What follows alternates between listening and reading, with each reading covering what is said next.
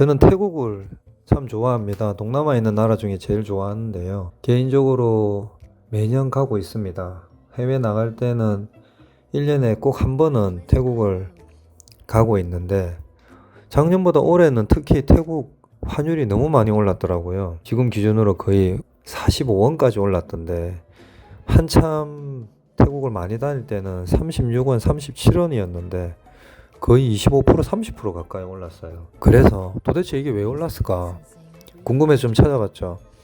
찾아보니까 뉴스에서는 금 가격 때문이다. 금 가격이 오르면 바트가 오른다. 그렇게 얘기를 하더라고요. 근데 상식적으로 이해가 안 갔습니다.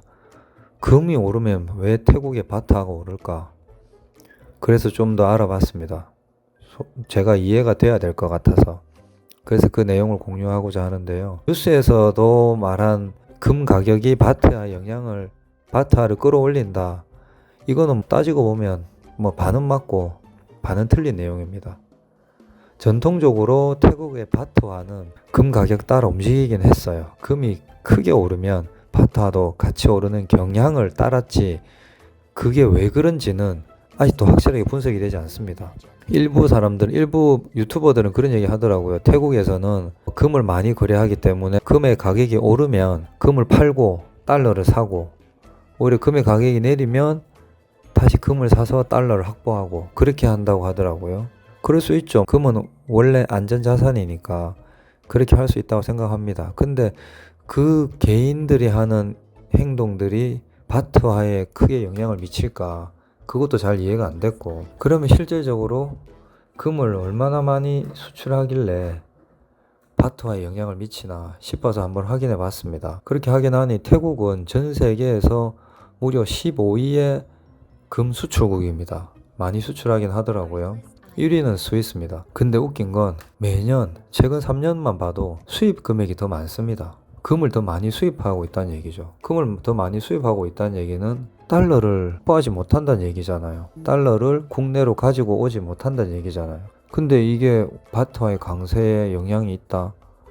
솔직히 이해가 안 가더라고요. 그래서 좀 더 많이 자료를 찾아보니 크게 원인은 3가지 정도로 나오더라고요. 그래서 제가 오늘 그 내용을 같이 공유할까 합니다. 저도 태국을 좋아하고 태국을 자주 가시는 분들 바트화가 너무 세서 왜 이런 걸까 항상 궁금해 하시는 것 같아서 저도 궁금했으니까 찾아보니까 크게 3가지입니다. 첫 번째는 태국에 투자하는 외국인들의 직접 투자가 크게 급증했습니다. 엄청나게 크게 늘었어요. 25년 상반기 기준으로 봐도 전년 동기 대비 75%가 늘었다고 합니다. 그러면 과연 이게 왜 늘었을까? 그리고 어디서 투자를 할까? 그것까지 저도 솔직히 좀 궁금했죠. 실제로 많이 늘긴 늘었고 원래 전통적인 태국에 투자하는 나라는 중국, 대만, 일본이었습니다. 근데 지금은 24년 기준으로 1위가 싱가포르, 2위가 중국, 3위가 홍콩입니다. 그런데 싱가포르와 홍콩은 중국에서 우회로 투자한다는 얘기가 있습니다. 그럼 결론은 지금 중국이 태국에 엄청나게 투자를 하고 있다는 얘기인데 왜 그런 걸까? 여러 가지 이유가 있겠지만 일단 태국에서는 투자를 적극적으로 유치하고 있어요. 그래서 만약에 투자를 하면 8년간 법인세도 면제해주고 그 다음에 외국인 100% 지분도 허용해줍니다. 그리고 외국인 취업도 간소화시키고 그리고 외국인 토지에 대한 소유권도 제한하는 정책들이 많은데 그것도 면제해주는 등 여러 가지 혜택이 있습니다. 그런데 중국에서 태국에 대한 영향력을 크게 하기 위해서라도 지금 적극적으로 진출하는 것 같고 실제로 태국은 전통적으로 일본 자동차들의 제조업 기반인 나라입니다. 근데 최근에 일본이 전기차에 대해서 등한시하면서 중국의 전기차들이 다 포진하고 있습니다. 그리고 여기에 발맞춰 태국은 2030년까지 전체 자동차의 30%를 전기차로 바꾼다고 목표를 가지고 있으며 지금 태국에 진출한 전기차들의 브랜드 중에서 1위부터 4위는 전부 중국 브랜드입니다. BYD부터 호젠, MG, GWM 등 이렇게 직접적인 투자가 늘어나니 당연히 바트화가 강세가 될 수밖에 없겠죠. 두 번째 영향은 캐리 트레이드입니다. 엔캐리 트레이드라고 많이 들어보셨을 겁니다. 일본에서 엔화를 빌려서 미국에 투자하는 이자가 싸니까 지금 이번 달 2025년 8월 기준으로 바트의 이자율은 1.5%입니다. 미국이 최근에 내려서 3.75인가 4%인가 그 정도니까 캐리 트레이드 효과가 날 수 있는 구조죠. 한 2.5% 정도 차이가 나니까요. 이 영향도 무시할 수 없다고 합니다. 마지막으로는 태국이 요즘 수출이 아주 잘 되고 있습니다. 올해 25년 상반기에는 역대 최고 수출액을 찍었습니다. 물론 그래도 수입도 많이 하고 있지만 그만큼 수출도 늘고 있다는 건데, 이 수출한 품목 중에 금도 있습니다. 금이 전년 대비 크게 올랐고 전년 대비 오른 수치가 무려 82%나 급증했습니다. 이 중에 대부분은 캄보디아로 갔다고 했는데 돈 세탁이란 말도 있고 여러 가지 이유가 있습니다.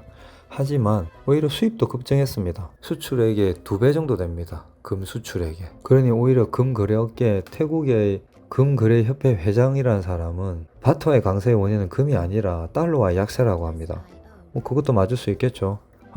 근데 여기서 팩트는 금이 수출이 많은 게 아니라 수입이 많다는 겁니다. 그래서 이들의 논리적으로 볼 때 수입이 많은 제품이 어떻게 바트와의 강세에 영향을 끼칠 수 있냐, 이게 얘네들의 논리죠. 저도 그게 공감합니다. 그래서 금 가격이 오른다고 태국 가격이 오른다는 말은 역사적으로 그랬지만 정확한 근거 있는 말은 아닌 것 같습니다. 요약하자면 지금까지 나와 있는 주장들인 바트하의 강세의 원인은 금 가격이 올라가는 게 아니라 바트하의 강세의 원인은 하나일 뿐이고, 실제적인 원인은 외국인 직접 투자가 태국에 많이 늘었고, 두 번째는 캐리 트레이드 어느 정도 효과가 있고, 그리고 요즘에 태국이 수출이 워낙 잘 되니 이 세 가지 복합적인 요인으로 바트가 이렇게 강한 거지, 단순히 금 가격 상승 하나로 바트가 이렇게 강하다는 것은 말이 안 되는 거죠. 제가 궁금해서 찾아본 부분이긴 하지만 궁금했던 분한테 도움이 되셨으면 좋겠고, 이렇게 많이 올랐지만 저는 워낙 태국을 좋아하니 이번 겨울에도 여행을 가야 될 것 같습니다. 물론 비용은 좀 아껴야 되겠지만요. 이상 태국을 좋아하는 백수였습니다. 들어주셔서 감사합니다.